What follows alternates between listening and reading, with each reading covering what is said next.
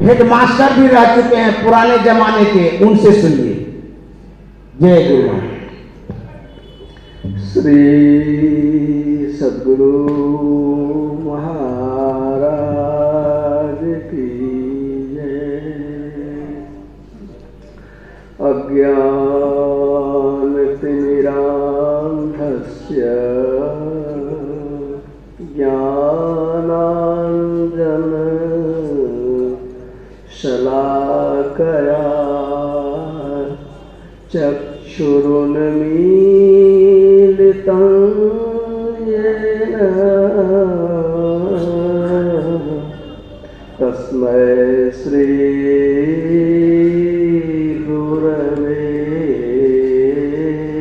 नमः। धन्य धन्य सद्गुरु सुखद महिमा कहे न जाय। जो कुछ कहूँ तुम्हारी कृपा,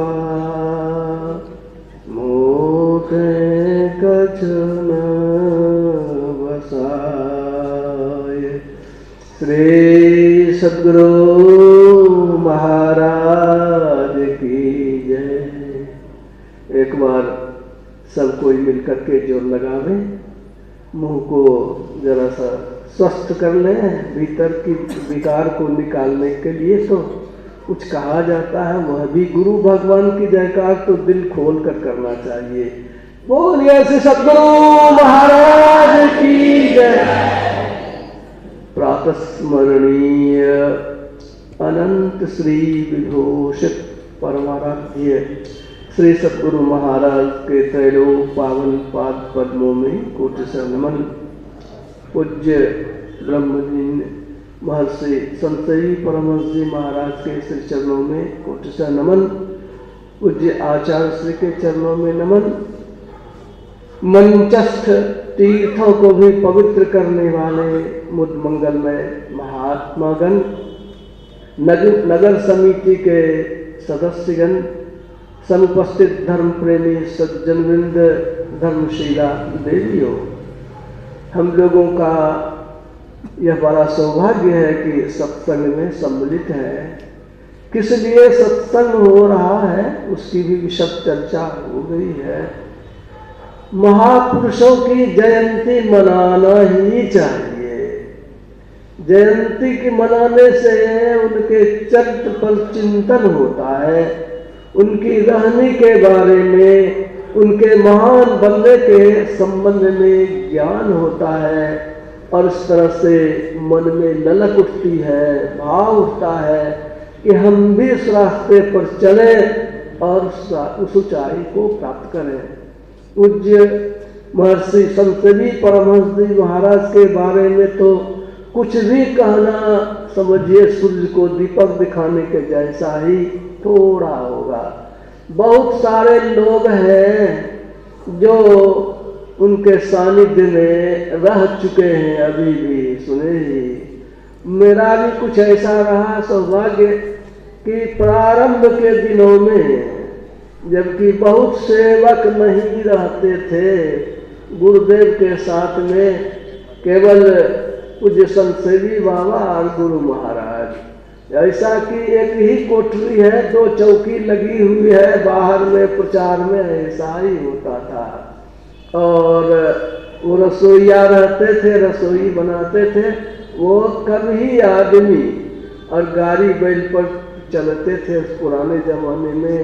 उस समय में सेवा करने का जो भार था वह बहुत कठिन था। आजकल जैसी सुविधा उस समय में थी नहीं और सुविधाओं के बीच ही चलना पड़ता था। 77 ईस्वी में पूज्य गुरु महाराज, पूज्य संतई परमहंस जी महाराज, अररिया जिले में एक जगह है, उसका नाम है बौसी, वहाँ पर स्थानीय लोगों ने सत्संग करवाया था और उसमें वहाँ न बिजली की सुविधा, न बढ़िया घर, कामत जिसको बोलते हैं बासा, वो फूस का घर और वहीं पर ठहरना होता था। हाथ के पंखे से फिर ठंडी पहुंचाने का इंतजाम वहां पर किया गया। कहने का मतलब यह कि विपरीत परिस्थितियों में भी रहते थे, सेवा करते थे। यो तो सेवा करने वाले बहुत लोग थे, लेकिन पूज्य संतसेवी परमहंस जी महाराज की सेवा तो अविस्मरणीय है। पहला तो यह अभी जो हम लोग सत्संग कर रहे हैं, जो पाठ में सुना, जो प्रवचन पढ़ेंगे, इसकी देन है, यह तो उन्हीं की देन है। गुरु महाराज बोलते जाते थे और वे लिखते चले जाते थे। वो समझिए कितना मस्तिष्क का कितना उपयोग होता होगा कि जो बोलते गए और वो लिखते चले गए। इसलिए गुरु महाराज बहुत ख्याल करते थे। गुरु महाराज अपने कोई विशेष भोजन में नहीं होता था, रोटी सब्जी साधारण, लेकिन पूज्य बाबा के लिए, संतसेवी परमहंस जी महाराज के लिए फल का इंतजाम करवाते थे और तरह तरह की व्यवस्था उनके लिए होते थे कि वो स्वस्थ रहें और अधिक से अधिक वो सेवा भी कर सकें। एक बार राजगीर, हरिद्वार दिल्ली जो पहुंचे, राजगीर में महाधिवेशन था। वहाँ से लौट करके हम लोग आ रहे थे। उस ट्रेन में मैं पूज्य श्रीधर बाबा, पूज्य विष्णुकांत बाबा के साथ में था। ट्रेन पर वो बैठ गए पूज्य श्रीधर बाबा, विष्णुकांत बाबा, लेकिन पूज्य संतसेवी बाबा को भी उसी साथ में आना था। और जगह जो है वो उनके लिए रख करके अब मैंने आसन जो है वो लोग बैठ गए, पीछे से आए। जब तक आए तब तक चर्चा हो रही थी कि और सब सेवा तो लोग कर लेते हैं, लेकिन यह जो सेवा है, रात में जब पुकारे संतसेवी जी या महावीर जी, जब पुकारे तो तुरंत इधर से, देर नहीं तुरंत इधर से आवाज आती थी। यानी कि क्या सोना होता था, सोच लीजिए। जगना, जग करके सेवा करना, यह बड़ा कठिन काम था।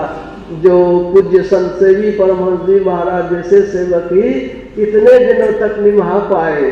कभी देह में मांस नहीं चढ़ा उनको, जब तक गुरु महाराज रहे, उनकी सेवा में रहे, दुबले पतले ही रहे। यह तो सेवा की बात हो गई। और वो जब आए पूज्य संतसेवी बाबा, तो श्रीधर बाबा का जो मैंने लगाया था पूज्य बाबा का, वो बाईं तरफ उनका होता था। वो बैठे नहीं, कहे नहीं बाबा आप बाईं तरफ, हमसे हमारी बाईं तरफ पड़ते हैं, आपको दाहिनी तरफ जाना होगा। वो बाबा कहते थे ट्रेन में नहीं लगता है सर, ट्रेन में बैठिए न जहाँ है, लेकिन वे नहीं माने, उठा करके उनको दाहिनी तरफ किए तब ही बैठे। यह जो है शीलता, नम्रता, यह सभी व्यवहार की बात भी यह उनके जीवन में कूट कूट कर भरा हुआ था। हम लोग तो बच्चे की तरह से जाते थे और चर्चा करते थे, इस तरह की स्थिति होती थी। तो यह विशेष परिस्थिति में, कठिन परिस्थितियों में भी यह शारीरिक सेवा भी, मानसिक सेवा भी पूज्य संतसेवी परमहंस जी महाराज जैसे सेवक ने ही किया। इसीलिए तो कहा गया कि जहाँ मैं रहूँगा वहाँ आप रहेंगे। जैसे जहाँ क्यों रहता है अंग्रेजी में, जहाँ क्यों रहेगा तो वहाँ यू रहेगा ही। यू और क्यों का वो घनिष्ठ संबंध है, वैसे ही पूज्य संतसेवी बाबा और गुरु महाराज का संबंध रहा। जब से वे रहे, उससे पहले और लोग सेवक गुरु महाराज के थे, लेकिन आपने सुना ही 49 ईस्वी से जो सेवा में आए तो अंतिम क्षण तक साथ में रहे। उनकी विद्वता के लिए कहना ही क्या, जो आप सुन ही रहे थे, बड़े बड़े विद्वान नतमस्तक हो जाते थे। उनसे पूछा प्रोफेसर लोगों ने कि बाबा पढ़ाते तो हम लोग हैं, लेकिन समझ में नहीं आता है। कॉलेज में कबीर साहब की वाणी पढ़ाते हैं, क्या पढ़ाते हैं? का डुबकी मारी समुद्र में निकसा जाए आकाश। ये बाबा कैसे हो गया? समुद्र में डुबकी लगावेंगे तो पाताल में जाएंगे, आकाश कैसे जाएंगे? पूज्य बाबा वो जो हंसते हंसते कहने लगे, इसके पहले भी और पढ़ते हैं, उसमें लिखा हुआ साफ साफ है कि ये शरीर जो है ये समुद्र है, बाहर वाला समुद्र नहीं है, कबीर काया समुद्र है। ये शरीर रूपी समुद्र में डुबकी लगाए हैं, तब उसके लिए कहा है। ये बाहर के समुद्र में पाताल की बात रहती है, ये शरीर के समुद्र की बात है। उसमें जो है गगन मंडल में घर किया हीरा पाया दास, वो बाहर की भीतर की बात है। इस तरह से वे सत्संग में जो हम लोग चर्चा करते हैं सब उनकी ही कृपा का देन है। इस तरह से हम लोग उनकी, विद्वान के लिए तो कहना ही सुने ही होंगे, ऋषिकेश में जब गए तो विद्वता की सीमा के परे विद्वान कहा उनको। ऐसे भी लोग कहते थे कि इनका मस्तिष्क अछोर पुस्तकालय है। इस तरह से जो कहा गया कि सत्संग क्या, जो कहा जो विवेक पैदा करे, विवेकनी बुद्धि नित सत्संगति करो बनाई। गुरु महाराज ने 2 भाग इसका कर दिया।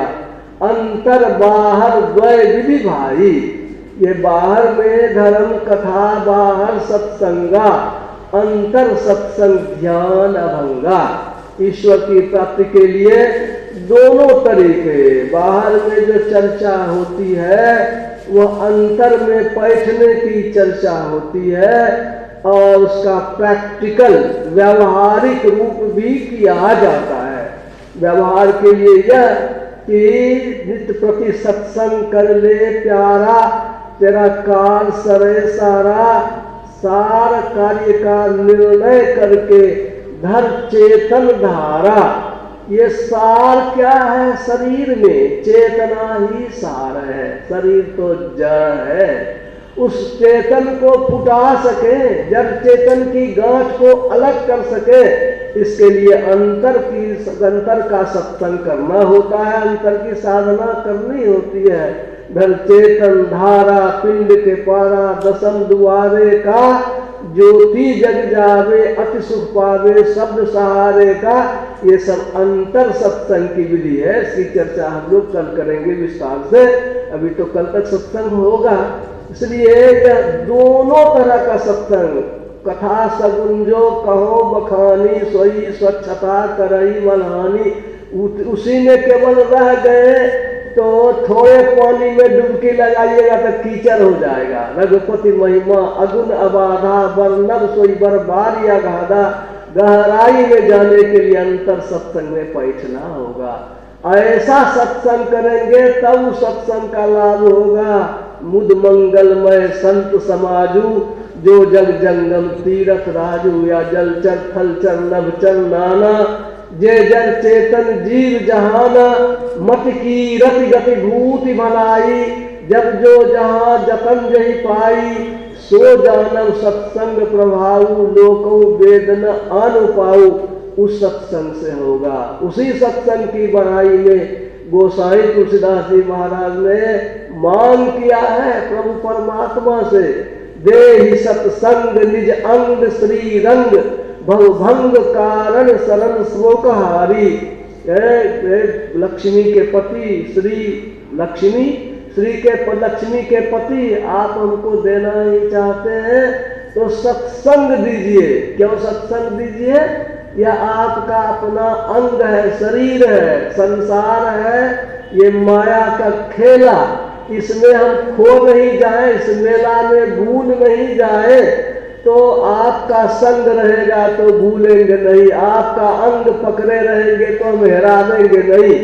जैसे बच्चे को अंग पकड़ा देते हैं अब मेले में, तो बच्चा इधर में भी देखता है और शरीर को पकड़े रहता तो खोता नहीं है। इसी तरह से सत्संग भगवान का, प्रभु परमात्मा का अंग है। जो सत्संग में लगे रहेंगे तो उस माया में भी, संसार में भी वे बिखरेंगे नहीं, अपने लक्ष्य पर रहेंगे, आगे बढ़ते रहेंगे।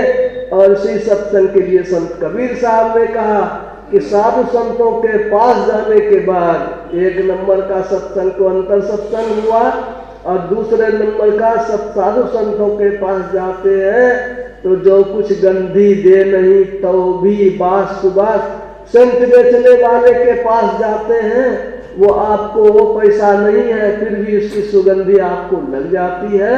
साधुओं के संग में जाने से ही उनकी रहनी, उनका स्वभाव, उनका ज्ञान आपको मिल ही जाता है। इसलिए कहा जत्र कुत्रापि मम जन्म निज कर्म वश भ्रमत जग जोनि संकट अनेकम तत्र तद भक्ति सज्जन समागम सदा भवतु मे राम विश्राम मेकम। गोसाई तुलसीदास जी महाराज कहते हैं कहीं जन्म दीजिए, किसी जोनी में दीजिए, कोई परवाह नहीं है, सिर्फ दीजिए क्या तो सज्जनों का संग, संतों का संग दीजिए, सत्संग दीजिए। यही मैं मांगता हूँ, यह मांग सबों की होनी चाहिए। सत्संग जो है मूल चीज है, इसको जो पकड़े रहेंगे, लगे रहेंगे तो उनका कल्याण निश्चित है। पहली भक्ति भी हो जाए तक कम नहीं है। इस तरह से समय थोड़ा ही है, पूज्य बाबा का भी आगमन होने ही वाला है। इसलिए हमारे बीच है, अब स्वामी विवेकानंद बाबा से सुनेंगे।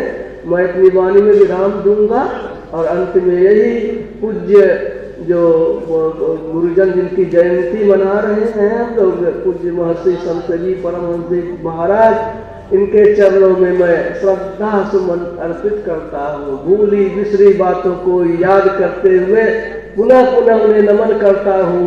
बोलिए श्री सद्गुरु महाराज की जय। श्री सद्गुरु महाराज की जय। संत से